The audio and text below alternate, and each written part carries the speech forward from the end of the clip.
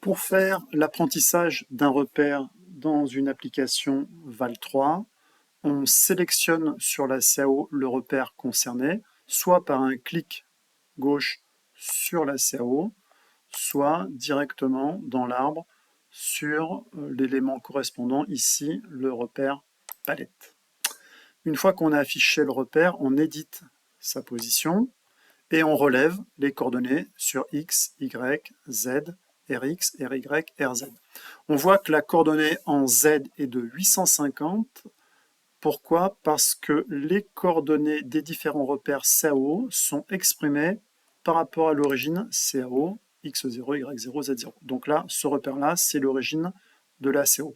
Nous, ce qui nous intéresse, ce sont les coordonnées du repère palette par rapport au repère world du robot. Donc on verra, c'est exactement la même chose, sauf sur Z. Donc, sur Z, il y a un décalage qui correspond à la différence entre l'origine de la CAO et l'origine du repère world du robot. Et ce décalage, il est de 1075. Donc il faudra bien penser à soustraire ou ajouter 1075 mm à la coordonnée en Z du repère qui nous intéresse, ici le repère palette.